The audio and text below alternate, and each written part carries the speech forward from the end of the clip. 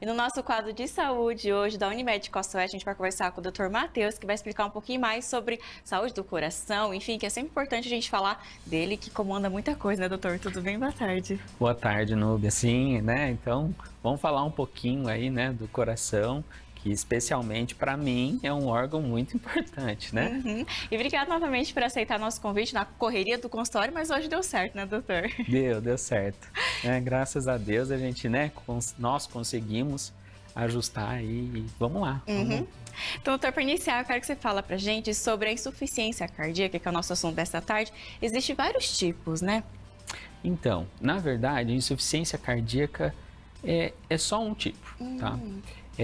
Mas o que leva a ela, não. Então, o que nós chamamos das causas são várias, né? Fatores etiológicos, né? Causadores, tem várias, porém, a insuficiência cardíaca, na verdade, ela é um tipo só, porque no fim das contas ela não é uma doença, mas sim uma síndrome, que é um conjunto de sintomas que levam o coração a ficar mais enfraquecido, né, em outras palavras, e esse enfraquecimento do coração leva então o paciente a ter alguns sintomas, né, ao longo aí da vida, o que nós chamamos então de um quadro de insuficiência cardíaca, ou seja, o coração não está dando conta de fazer aquilo que é esperado que ele faça. Uhum. Tá? E falando então, doutor, sobre essas causas, o que leva então à insuficiência cardíaca? Então, essas causas, elas podem estar relacionadas a, por exemplo, entupimento nas artérias do coração, o que nós chamamos como infarto. O infarto, ele leva a uma sequela, uma parte do coração, às vezes pequena e às vezes um pouco maior, pode levar o coração a ter essas sequelas e essas sequelas, então, fazem o coração enfraquecer. Não trabalham, essa região do coração não trabalha como as outras, então, ocasionando uma diminuição da função do coração, né? Outra causa, por exemplo, infecções, né? O que nós chamamos de miocardites, muito faladas aí na pandemia, né? Então, por exemplo, o vírus, né? O vírus do corona poderia infectar também e levar a sequelas no músculo do coração e sim uma região, parte dele, né? Não trabalhar como deveria e o coração não fazia a função dele também. Diminuição, então, da função do coração.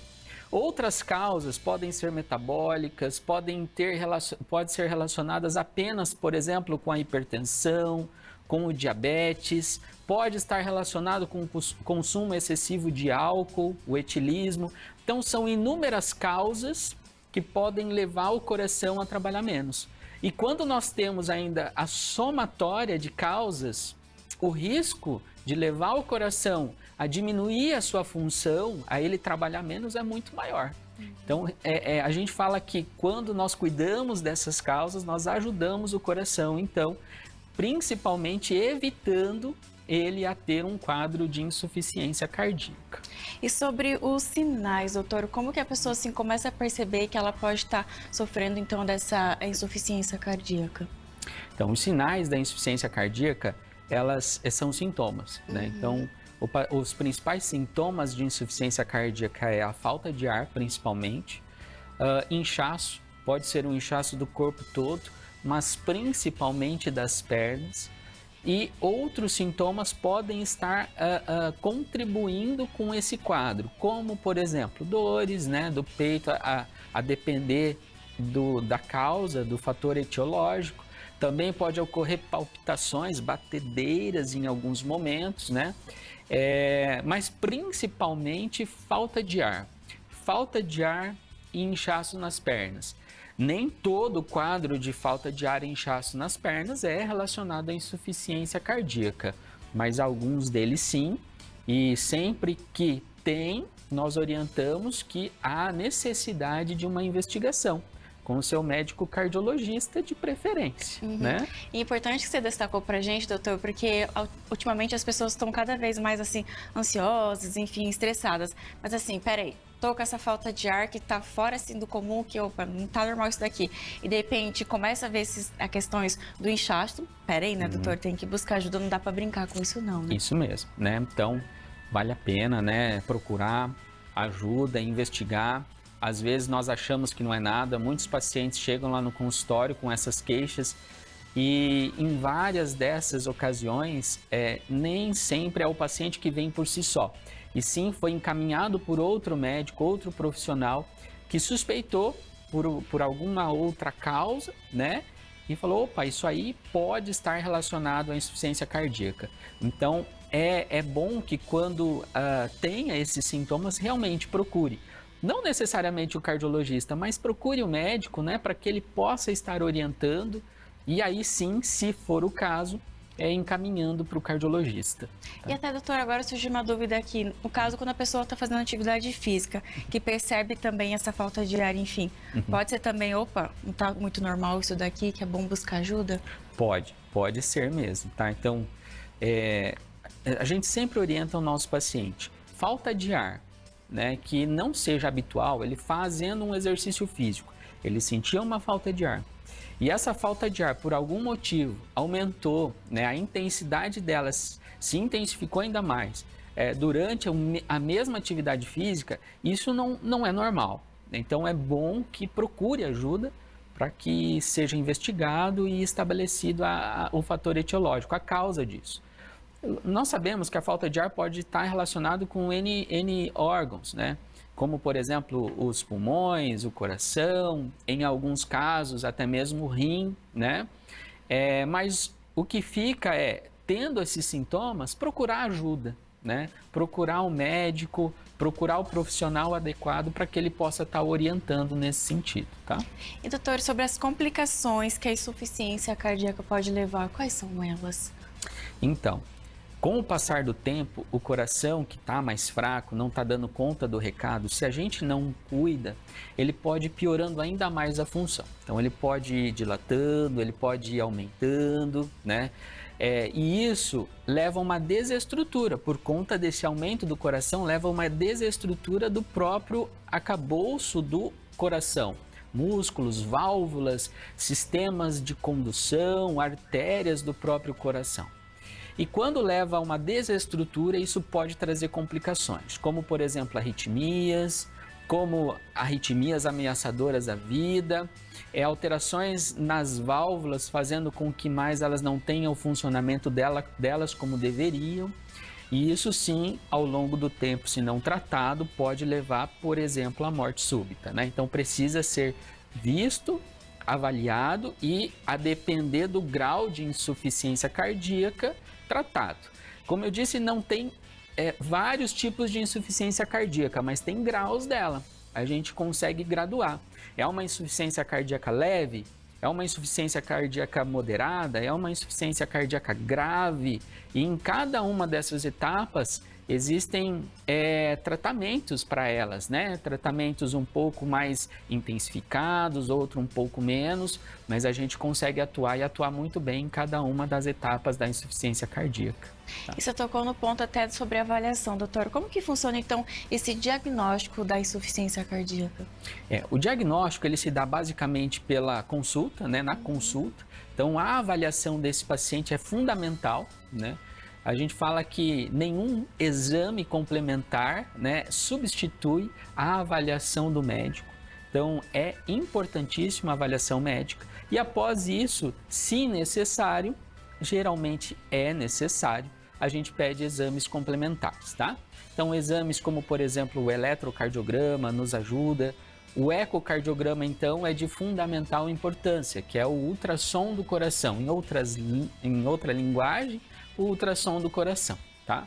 E esse ultrassom é que vai mostrar a estrutura do coração, se ele está aumentado, se ele está dando conta do recado, se a musculatura está ok, se as válvulas estão trabalhando adequadamente.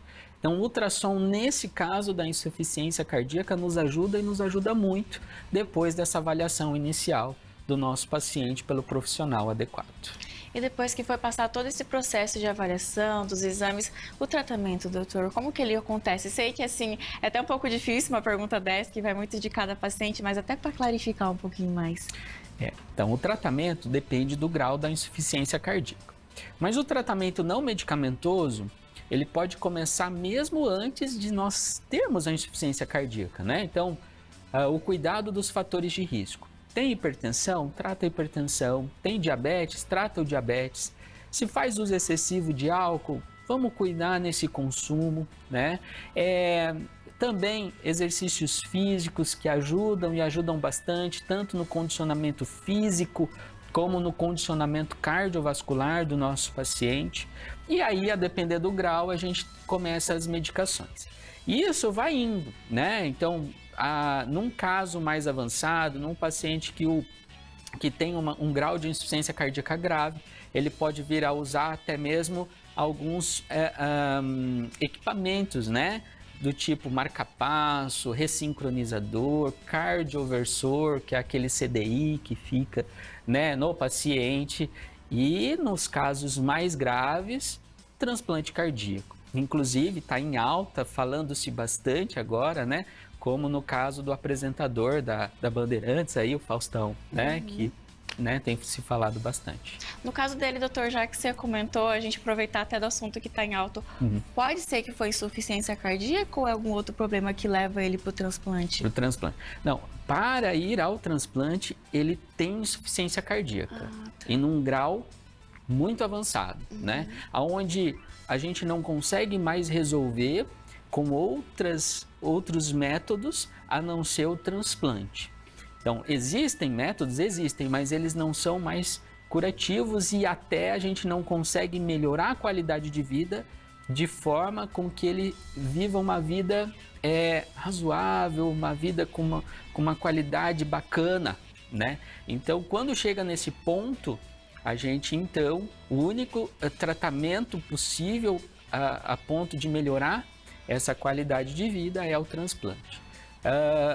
Para você ter uma ideia, esses pacientes, eles têm essa falta de ar, que inicialmente são aos esforços. Então, eu vou caminhar uma quadra, eu sinto falta de ar. Isso vai piorando, agora eu vou lavar uma louça, eu sinto falta de ar. Eu vou tomar banho, sinto falta de ar. Tô sentado, falta de ar. E quando eu durmo, piora ainda mais e acordo à noite com falta de ar. Então veja que essa graduação foi aumentando, foi se intensificando, a ponto do paciente ter a mínima qualidade de vida possível, que é não conseguir nem dormir.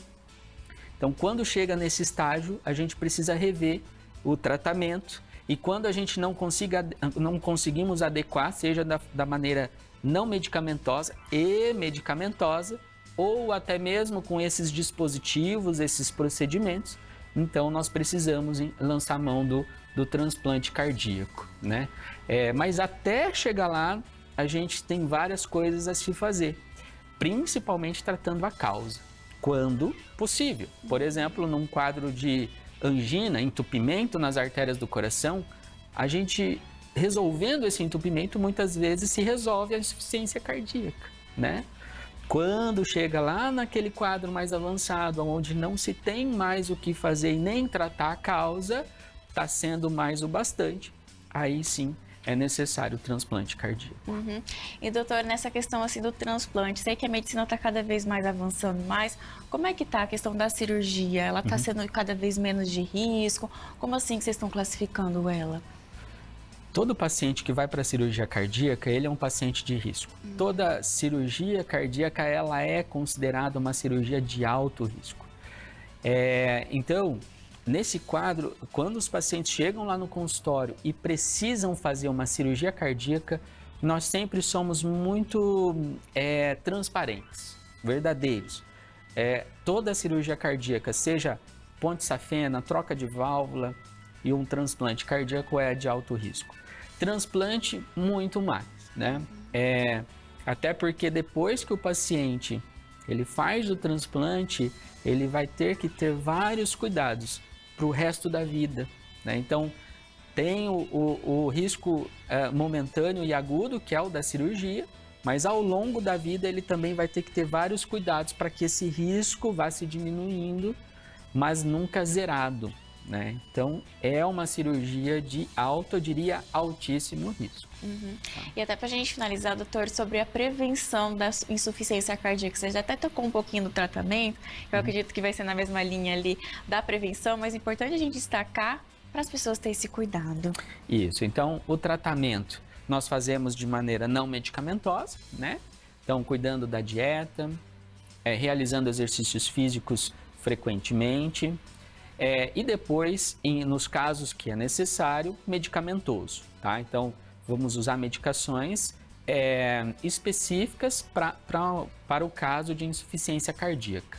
E quando necessário, daí sim, os dispositivos e a cirurgia, né? Então, a depender dos graus, a gente vai estabelecendo o tratamento. Mas eu diria que para um paciente que já tem um certo grau de insuficiência cardíaca, principalmente, ou pelo menos o tratamento não medicamentoso e o medicamentoso, ele precisa fazer.